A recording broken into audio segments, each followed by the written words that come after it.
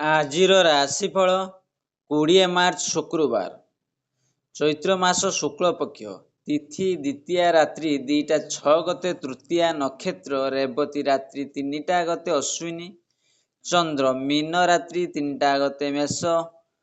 ଆଜିର ସୂର୍ଯ୍ୟୋଦୟ ସମୟ 5ଟା 55, ସୂର୍ଯ୍ୟାସ୍ତ ସମୟ 5ଟା 54। ଧନୁ ରାଶିର ଘାତ ଚନ୍ଦ୍ର, ବିଛା ଧନୁ ମୀନ ରାଶିର ଘାତ ବାର।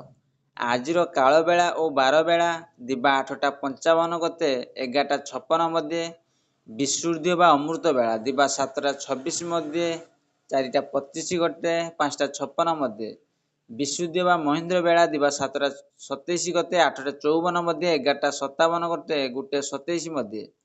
ଆଜି ବୋଇତ କଖାରୁ ଖାଇଲେ ଦେହ ପ୍ରତି ହାନିକାରକ ହୋଇଥାଏ। ଚାଲନ୍ତୁ 12ଗୋଟି ରାଶିର ନାମ ଜାଣିବା ଏବଂ କେମିତି ରହିଛି ଆପଣଙ୍କ ଦିନ ସେ ବିଷୟ ଜାଣିବା ପୂର୍ବରୁ ଭିଡ଼ିଓଟି ଭଲ ଲାଗିଲେ ଲାଇକ୍ ସେ ସବସ୍କ୍ରାଇବ୍ କରିବେ, ପାଖରେ ଥିବା ବେଲ୍ ଆଇକନ୍ ଦେବି ଅଲ୍ ନୋଟିଫିକେସନ୍ ଅନ୍ କରିବେ, ଯାହାଫଳରେ ନୂଆ ନୂଆ ଭିଡ଼ିଓ ପାଇପାରିବେ। ପ୍ରଥମେ ଦେଖିବା ମେଷ ରାଶି ବ୍ୟକ୍ତିମାନଙ୍କ ପାଇଁ। ଆଜି ଶୁଭ ଗ୍ରହର ଦୃଷ୍ଟି ରହିଥିବାରୁ ଯାହା ଚାହୁଁଛନ୍ତି ତାହା ଅବଶ୍ୟ ପାଇବେ। ବ୍ୟୟ ଅଧିକ ହେଲେ ମଧ୍ୟ କାମର ସଫଳତା ମିଳିବ। ସ୍ୱାସ୍ଥ୍ୟର ସାମାନ୍ୟ ଉନ୍ନତି ହେବ। ଯାନବାହନରେ ସତର୍କତା ଅବଲମ୍ବନ କରନ୍ତୁ। ଯାତ୍ରା ପ୍ରଶାସନ ବାଣିଜ୍ୟ ବ୍ୟବସାୟ କ୍ଷେତ୍ରରେ ମନ୍ଦ ହେବନି। ସେହିଭଳି ଦେଖିବା ବୃଷ ରାଶି ବ୍ୟକ୍ତିମାନଙ୍କ ପାଇଁ। ରାଶିରେ ଉଚ୍ଚସ୍ଥ ଚନ୍ଦ୍ର ପ୍ରଭାବରୁ ମନ ପ୍ରଫୁଲ୍ଲ ରହିବ। ଘରେ ହେଉ କିମ୍ବା ବାହାରେ ସବୁଠୁ ଆଜି ଅନ୍ୟମାନଙ୍କୁ ପ୍ରଶଂସା ପାଇବେ। ଏକ ନୂତନ ପରିବେଶ ମଧ୍ୟରେ ମିତ୍ରତା ବନ୍ଧନରେ ଆବଦ୍ଧ ହେବେ, କିନ୍ତୁ ମନୋରଞ୍ଜନ ପ୍ରୀତିପ୍ରଦ ହେବ ନାହିଁ। ସାହିତ୍ୟ ଚର୍ଚ୍ଚା ଓ ସାମ୍ବାଦିକତା ଏଜେନ୍ସିରେ ସମସ୍ୟା ଦୂର ହେବ। ସେହିଭଳି ଦେଖିବା ମିଥୁନ ରାଶି ବ୍ୟକ୍ତିମାନଙ୍କ ପାଇଁ। ଆଜି ଅଧିକ ବ୍ୟୟ ହେବ। ଯାହା ଖୋଜୁଥିବେ ତାହା ପାଇବେ ନାହିଁ, ବରଂ ଖର୍ଚ୍ଚାନ୍ତ ହେବେ। ଆନୁଷ୍ଠାନିକ କାମରେ ବା ବ୍ୟବସାୟିକ ସ୍ଥିତିରେ ସଭା ସମିତିରେ ସୁବିଧା ଓ ସୁଯୋଗ ଲାଭ କରିବେ। ସାଧାରଣ କଥାର ଯୁକ୍ତିତର୍କ କରି କଳହକୁ ନିମନ୍ତ୍ରଣ କରିପାରନ୍ତି। ଦୂର ସ୍ଥାନକୁ ଯାତ୍ରା କରିବାକୁ ପଡ଼ିପାରେ।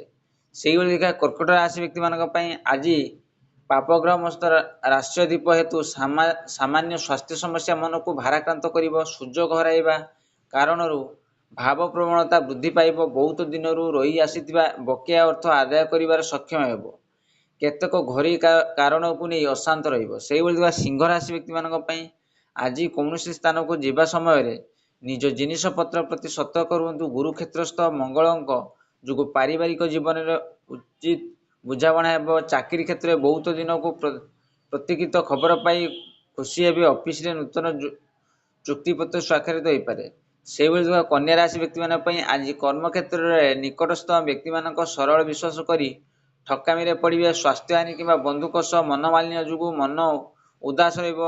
ଷ୍ଟେସନାରୀ ଜିନିଷ, ଧାତୁ ଅଳଙ୍କାର, ଔଷଧପତ୍ର ଓ ଶୌଖିନ ଦ୍ରବ୍ୟ କ୍ରୟ କରିପାରନ୍ତି। ଯାତ୍ରା ପରିବହନ ପାଇଁ ଦିନଟି ଭଲ। ସେହିଭଳି ଦେଖିବା ତୁଳା ରାଶି ବ୍ୟକ୍ତିମାନଙ୍କ ପାଇଁ। ଆଜି ଖରାପ ଗ୍ରହଙ୍କ ପ୍ରଭାବରେ ଘରେ ଅସାଧାରଣ କଥାରେ ଝଗଡ଼ା ହେବାର ସମ୍ଭାବନା ରହିଛି।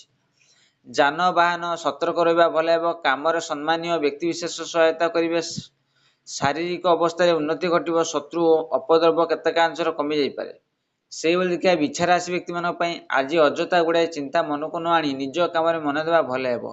ଜ୍ୟେଷ୍ଠା ନକ୍ଷତ୍ର ଅନ୍ୟମାନଙ୍କ ବିଷୟ ଚିନ୍ତା କରି ନିଜ ପ୍ରତି ଅବହେଳା କରିପାରନ୍ତି। ପୂର୍ବରୁ ଆଲୋଚନା କରିଥିବା ଅନୁଯାୟୀ ବନ୍ଧୁଙ୍କଠାରୁ ଆପଣଙ୍କ ପ୍ରାପ୍ୟ ଅବଶ୍ୟ ପାଇବେ। ପାରିବାରିକ ସମସ୍ୟାକୁ ସୁଧାରିବାରେ ସମର୍ଥ ହେବେ। ସେହିଭଳି ଦେଖିବା ଧନୁରାଶି ବ୍ୟକ୍ତିମାନଙ୍କ ପାଇଁ। ଆଜି ପାପଯୁକ୍ତ ଗୁରୁଜନିତ ସ୍ୱାସ୍ଥ୍ୟ ସମସ୍ୟା ଲାଗି ରହିଥିବା କୌଣସି କାମ ଉତ୍ସାହଜନକ ହୋଇ ନପାରେ। ସାମାନ୍ୟ ସରଳ ସମାଧାନ ହୋଇ ଉନ୍ନତି ହେବ। ମୂଲ୍ୟବାନ ଜିନିଷ କ୍ରୟ କରିବା ସକାଶେ ମନ ବଳାଇବେ। ଗୃହ ଜମିଜମା ପ୍ଲଟ କାରବାର ଚିନ୍ତା କରିପାରନ୍ତି। ସେହିଭଳି ଦେଖିବା ଶେଷରେ ମକର ରାଶି ବ୍ୟକ୍ତିମାନଙ୍କ ପାଇଁ।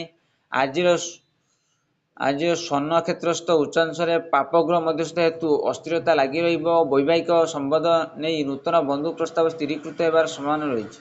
ରାଜନୀତି କ୍ଷେତ୍ରରେ ଲୋକ ସମ୍ପର୍କ ବଢ଼ିବ। ଅଧ୍ୟୟନ ଓ ଅଧ୍ୟାପନାରୁ ଉପକୃତ ହେବେ।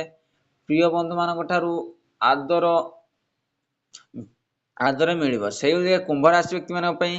ଆଜି ପୂର୍ବପରି ସବୁ କିଛି ଠିକ୍ ଥିଲେ ମଧ୍ୟ ମନରେ ସରସତା ରହିବ ନାହିଁ। ଆର୍ଥିକ ଅନଟନ, କାର୍ଯ୍ୟହାନି, ବିଭିନ୍ନ ପ୍ରକାର ସମସ୍ୟା ମନକୁ ଆନ୍ଦୋଳିତ କରିପାରେ। ଯାହା କହିବା ପାଇଁ ଭାବିଥିବେ ତାହା ବନ୍ଧୁଙ୍କ ମୁହଁ ସାମ୍ନାରେ ପ୍ରକାଶ କରିପାରିବେ ନାହିଁ। କାର୍ଯ୍ୟସିଦ୍ଧି ମନରେ ପ୍ରଫୁଲ୍ଲତା ଆଣିପାରେ। ଶେଷରେ ଦେଖିବା ମୀନ ରାଶି ବ୍ୟକ୍ତିମାନଙ୍କ ପାଇଁ।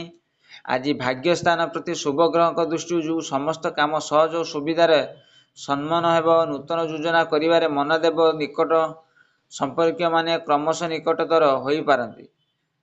ବାଦ ବିବାଦରେ ଆପୋଷ ସମାଧାନ ଘଟିବ। ବନ୍ଧୁଙ୍କ ଉପରେ ବୃଥା ସନ୍ଦେହ କରନ୍ତୁ ନାହିଁ। आशा करी वीडियो भल लगे लाइक शेयर सब्सक्राइब करें बेल आइकन देवे।